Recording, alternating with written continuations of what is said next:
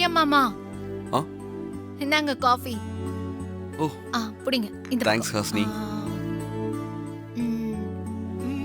ஹாசினி, மாரி எங்க? மாரி குழந்தை குளிப்பாட்டிட்டு இருக்கா. ஓ சரி. இன்னைக்கு வரலட்சுமி நோம்பு. மாரிக்கிட்ட அத பத்தி கேட்கணும், அதுக்காக தான் கேட்டேன். ஆஹா. அத்தை, உங்களுக்கு நான் காஃபி கொண்டு வரட்டுமா? வேண்டாம். ஹாசினி, எனக்கு டபுள் ஸ்ட்ராங்கா காஃபி, சக்கரை தூக்கலாம், சீக்கிரமா எடுத்துட்டு வா. இது ஒன்னும் ஹோட்டல் கிடையாது, ஆர்டர் பண்றதுக்கு. தேவையா? சிஸ்டர், இது ஒரு ஆளு, அது பேசுறது ஒரு பேச்சு, இதுக்கெல்லாமா மரியாதை கொடுக்க முடியும்? விடுங்க சிஸ்டர். வா மாரி, உனக்காக தான் நாங்க ரொம்ப நேரமா காத்துட்டு இருக்கோம். இன்னைக்கு வரலட்சுமி பூஜைக்கு என்ன பண்ணலாம்னு உன்கிட்ட கேட்கலான்னு இருந்தோம்.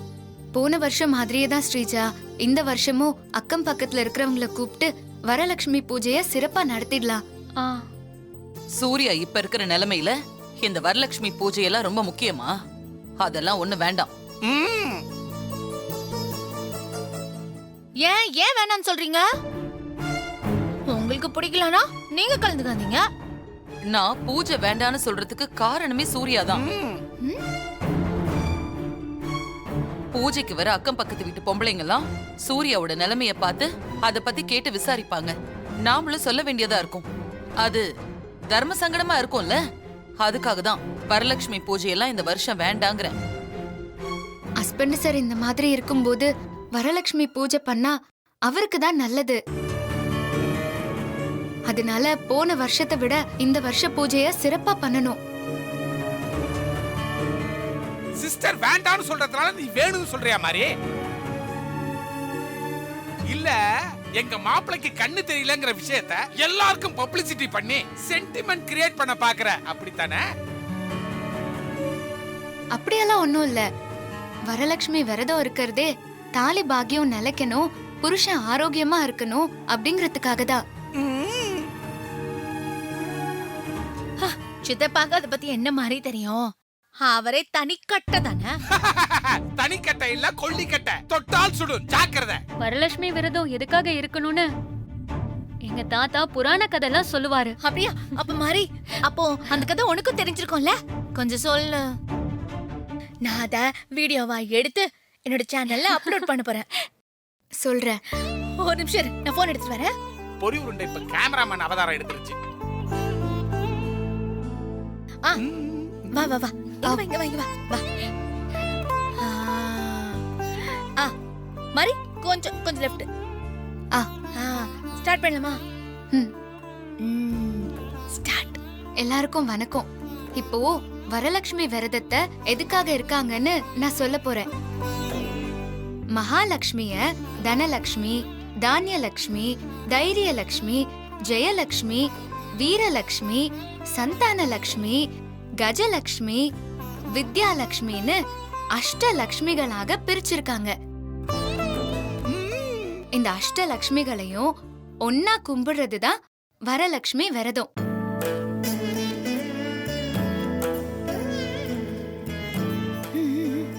இந்த வரலட்சுமி விரதத்தை ஆடி மாசம் வர பௌர்ணமிக்கு நாள் கும்பிடணும். இந்த வரலட்சுமி பூஜைக்கு ஒரு புராண கதை இருக்குன்னு எங்க தாத்தா சொல்லிருக்காரு. அந்த கதை என்னன்னா, முன்னொரு காலத்துல சௌராஷ்டிர தேசத்துல பத்ரஷ்டிரவா அப்படின்னு ஒரு அரசன் இருந்தாரு. அந்த அரசனோட மனைவி பேரு கசந்திரிகா. அவங்களுக்கு ஒரு அழகான பெண் குழந்தை பிறந்தது. அந்த குழந்தைக்கு ஷியாமான்னு பேர் வச்சு அருமை பெருமையா வளர்த்து வந்தாங்க. தினமும் லக்ஷ்மி பூஜை செய்யாம கசந்திரிகா சாப்பிடவே மாட்டாங்க. அது மட்டும் இல்லாம கணவனுக்கு மிகவும் உதவியாகவும் வயதான மாமனார் மாமியார நல்லபடியா பாதுகாக்கிறதுல ரொம்ப அக்கறை உள்ளவங்களாவும் இருந்தாங்க. இதனால மனமகிழ்ந்த லக்ஷ்மி தேவி அவங்களுக்கு அருள் புரிய எண்ணி ஒரு ஆடி வெள்ளிக்கிழமை ரொம்ப வயசான சுமங்கலி மாதிரி கசந்திரிகாவோட அரண்மனைக்கு வந்தாங்க. கேளுங்க, நமக்கு ஐஸ்வர்யம் வரட்டும். அப்பதான் பகல் உணவை சாப்பிட்டு முடிச்சிட்டு அந்த அரசி வெத்தலை பாக்கு போட்டிருந்தாங்க. அந்த வயசான சுமங்கலிய வரவேற்று உரிய முறையில உபசரிச்சாங்க. வெற்றிலை, பாக்கு, குங்குமம், மஞ்சள் முதலிய மங்கள பொருட்களை கொடுத்து, அம்மா நீங்க யாரு, எந்த ஊரு, எதுக்காக என்ன தேடி வந்தீங்கன்னு கேட்டிருக்காங்க. ஓ, அதனாலதான் வரலட்சுமி பூஜையில கலந்துக்கிறவங்களுக்கு வெத்தலை பாக்கு, பூ, பழம், மஞ்சள் இதெல்லாம் கொடுத்துட்டு இருக்காங்களா? ஆமாக்கா. கண்டினியூ. அரசி கேட்ட கேள்விக்கு வயசான உருவத்துல இருந்த அந்த லக்ஷ்மி தேவி, நான் வந்த காரணத்தை அப்புறமா சொல்றேன், ஏன் கேள்விக்கு நீ முதல்ல பதில் சொல்லு அப்படின்னு சொன்னாங்க. நீ வணங்குற லக்ஷ்மி தேவியோட அவதார தினமான இன்னைக்கு அதிதிக்கு உணவு போடாம நீ இப்படி வயிறார சாப்பிட்டு தாம்பூலம் தரித்திட்டு இருக்கியே, இது நியாயமான்னு கேட்டாங்க. எப்பவுமே கோவமே வராத அரசி கசிந்திரிகாவுக்கு அன்னைக்கு மிகவும் ஆத்திரம் வந்து, நீ யாரோ ஒரு பிச்சைக்கார கிழவி எனக்கு புத்திமதி சொல்றியா அப்படின்னு கேட்டு லக்ஷ்மி தேவிய கன்னத்துல அரைஞ்சிட்டாங்க. Very interesting.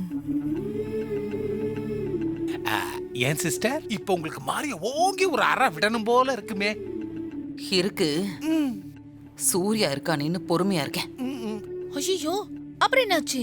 லக்ஷ்மி தேவியும் ஒன்னும் சொல்லாம அப்படியே கண்ணெல்லாம் செவக்க அந்த அரண்மனையை விட்டு வெளியே வந்தாங்க. ஐயோ, அப்போ அந்த அரசியோட பொண்ணு ஷியாமா இருக்காங்கல்ல, அவங்க அங்க வந்து அந்த சுமங்கலிய பார்த்து, நீங்க யாருமா, ஏன் கண்ணெல்லாம் செவந்திருக்கு, உங்களை யாராவது ஏதாவது சொன்னாங்களா அப்படின்னு அக்கறையா கேட்டாங்க. இதனால உள்ளம் குளிர்ந்த லக்ஷ்மி தேவி, ஷியாமா உங்க அம்மாவுக்கு எப்படி லக்ஷ்மி தேவிய முறைப்படி பூஜிப்பது அப்படின்னு சொல்லி தரத்துக்காக அவங்கள தேடி வந்தேன். மாறி சொல்ற புராணத்தை எல்லாம் கேளுங்க. ஆனா அவங்க என் கன்னத்துல அடிச்சு அவமானப்படுத்திட்டாங்க அப்படின்னு சொன்னாங்க. உடனே அரசியோட பொண்ணு ஷியாமா தேவி, தாயே அந்த பூஜைய எனக்கு கத்து கொடுங்க, நான் முறைப்படி செய்றேன் அப்படின்னு கேட்க, லக்ஷ்மி தேவியும் மனசுக்குள்ள இருந்து பூஜை முறைகள் எல்லாம் ஷியாமாவுக்கு சொல்லி கொடுத்திருக்காங்க. அன்று முதல் ஷியாமா ஒவ்வொரு வருடமும் அந்த பூஜைய மிக சிறப்பா செஞ்சு வந்திருக்காங்க. லக்ஷ்மி தேவி அரண்மனைய விட்டு போனதால பத்ரஸ்ரவா அரசனின் செல்வங்கள் எல்லாம் குறைய ஆரம்பிச்சது. அனைத்து செல்வங்களும் தன்னை விட்டு போறதுக்கு முன்னாடி தனது மகளுக்கு திருமணம் செய்து வைக்க அரசன் முயற்சி பண்ணாரு.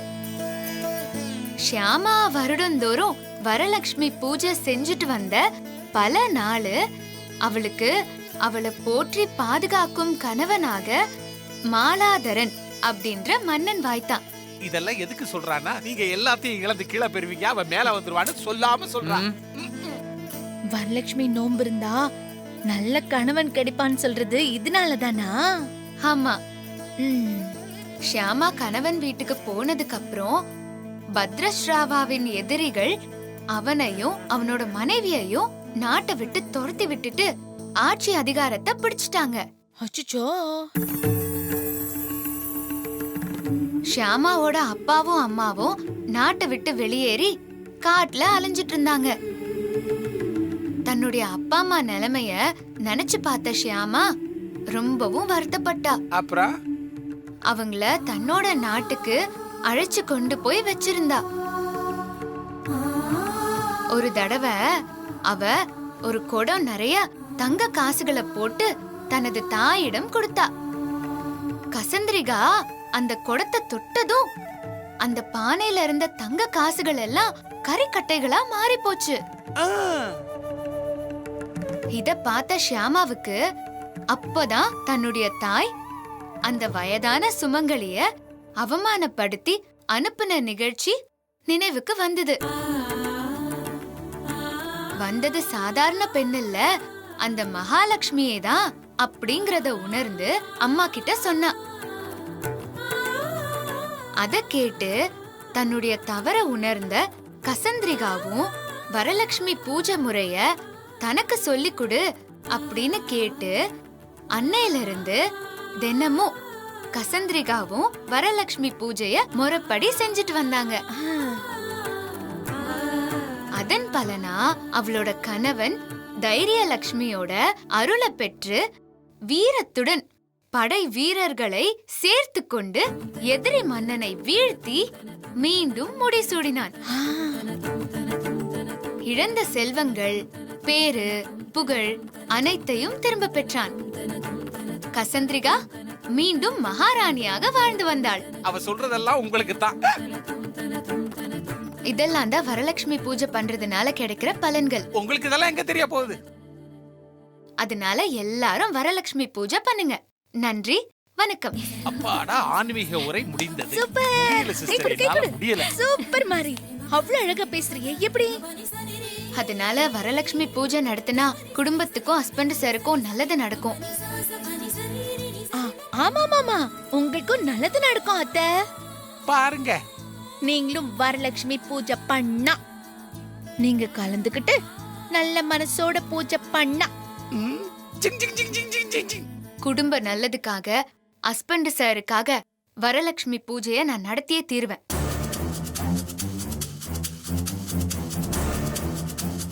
என்னவோ உங்க இஷ்டப்படி பண்ணுங்க. கசந்திரிக்கா பசந்திரிக்கான்னு என்ன கதைகள்? அட போயா ரப்பர் வாயா. ஹாசினி அக்கா, ஸ்ரீஜா, நிறைய வேலை இருக்கு. வீட்டெல்லாம் நல்லா அலங்காரம் பண்ணணும். பூஜைக்கு தேவையான ஏற்பாடு எல்லாம் பண்ணணும். சரி மாரி. அப்புறம் நீங்க 2 பேரும் போய் பக்கத்து வீட்ல இருக்கிறவங்கள பூஜையில வந்து கலந்துக்க சொல்லி கூட்டிட்டு வரீங்களா? சரி மாறி, நானும் ஹாசினியும் போய் சொல்லிட்டு வரோம். மொத்தத்துல போன வருஷத்தை விட இந்த வருஷ பூஜை ரொம்ப சிறப்பா நடக்கணும். சிறப்பா பண்ணிடலாம். ம். ஒரு நிமிஷம் சரி, வாசிச்சு வா, போலாம். போலாம்.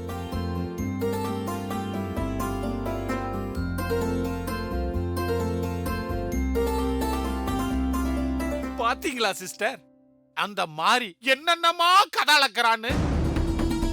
இதுக்கெல்லாம் அந்த கோவில் பூசாரி கேளா போல்டு, அந்த நீலகண்ட சாஸ்திரிகள் அவருடைய வளர்ப்பு அப்படி.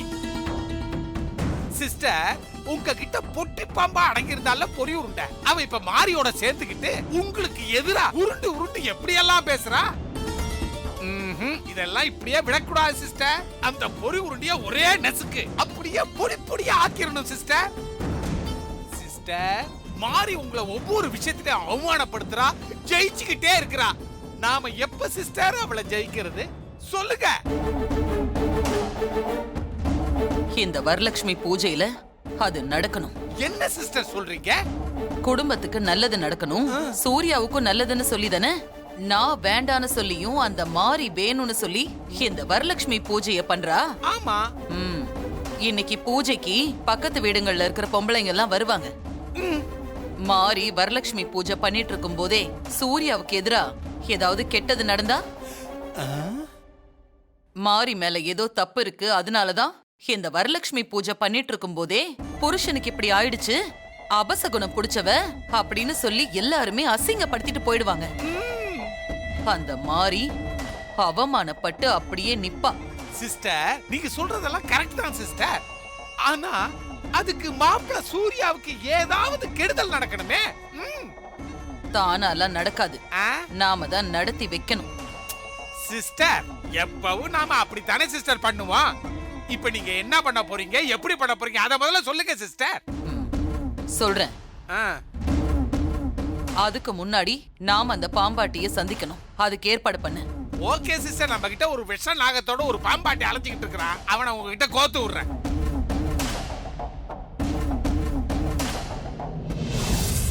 இந்த வீட்டுக்கு போய் கூப்பிடலாம்.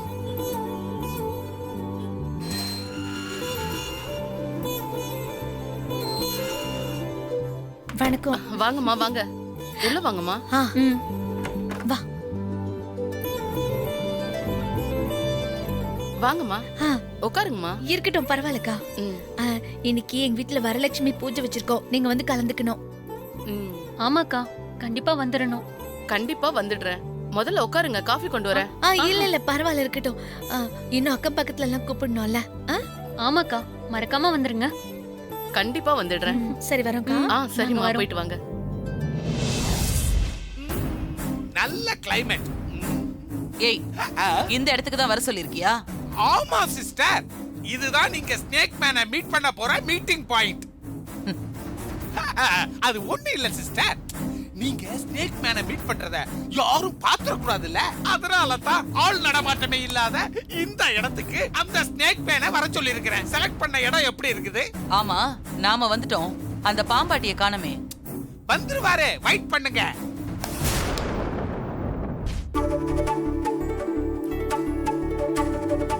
சரி அக்கா சரி. உள்ள வரலாமா? வாங்க வாங்க உட்காருங்க. இல்ல பரவாயில்ல இருக்கட்டும். எங்க வீட்ல வரலட்சுமி நோம்பு பூஜை வச்சிருக்கோம்க்கா. எப்போ? இன்னைக்குதான் அக்கா. கண்டிப்பா வந்துடுறேன். சரிக்கா கண்டிப்பா வந்துருங்க.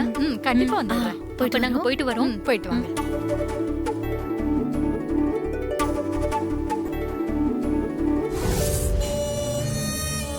சிஸ்டர் அங்க பாருங்க, ஸ்னேக் ப்ரோ வந்துட்டு இருக்காரு பாருங்க. வாங்க ஸ்னேக் ப்ரோ. வணக்கம் சார். வணக்கம் மேடம். என்ன ஸ்னேக் ப்ரோ, ஏன் இவ்வளவு லேட்? பணம் கொடுக்கிற சிஸ்டர் எவ்வளவு நேரம் தான் வெயிட் பண்ணுவாங்க? உங்ககிட்ட கார் இருக்கு, சீக்கிரம் வந்துட்டீங்க. நம்ம நடராஜா சர்வீஸ் தான். நடந்தே வந்ததுல லேட் ஆயிடுச்சு. சிஸ்டர் விஷ நாகத்தோட அலைறாரு சொன்னேனே, அந்த ஸ்னேக் ப்ரோ இவர்தான். ம். ஆமா ஏன் ப்ரோ, நான் வரும்பொழுது ஸ்னேக் எடுத்துக்கிட்டு வர சொல்லியிருந்தேனே, ஸ்னேக் எங்க ப்ரோ? கொண்டு வந்திருக்க சார். நாகராஜன் ஜோன்லா பையில தூங்கிட்டு இருக்காரு சார். என்னது, நாகராஜா தூங்கிட்டு இருக்கானா? தூங்கிட்டு இருக்கிற ஸ்னேக்கை எழுப்பி வெளியே எடுத்து காட்டுங்க ப்ரோ. அப்பதான் சிஸ்டர் உன்னை நம்புவாங்க, பணத்தை அள்ளி அள்ளி கொடுப்பாங்க. காட்டுறேன் சார். பாருங்க சிஸ்டர், நாகராஜா படுத்திருக்கிறானா.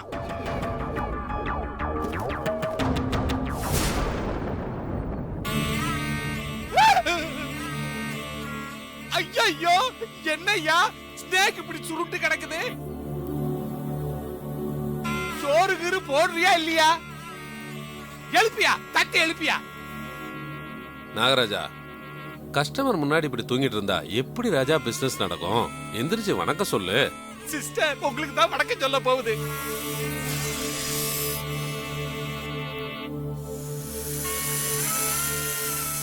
படம் எடுக்குது.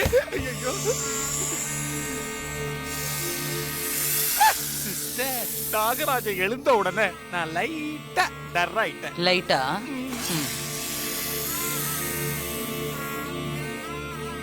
ஓ பாம்ப நீயே படுக்க சொல்லு ப்ரோ, டயர்டா இருக்கு. போதும் ராஜா, படுத்துக்கோ. Good night.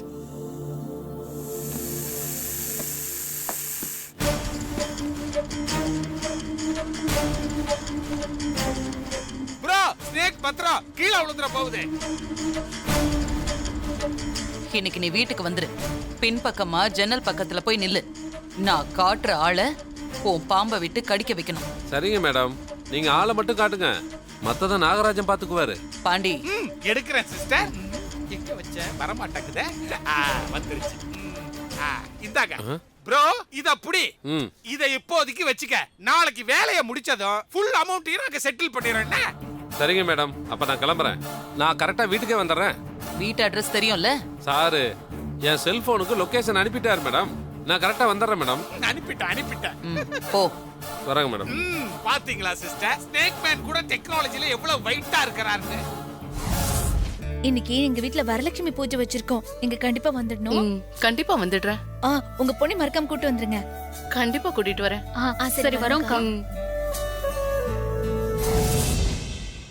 சிஸ்டர், இப்போ உங்களுடைய பிளான் முழுசா எனக்கு புரிஞ்சு போச்சு சிஸ்டர். சூர்யா மாப்பிளைய பாம்பை விட்டு கடிக்க வைக்க போறீங்க. வரலட்சுமி பூஜை நடக்கும் பொழுது புருஷனை பாம்பு கடிச்சிச்சுன்னா அது அபசகுனம்.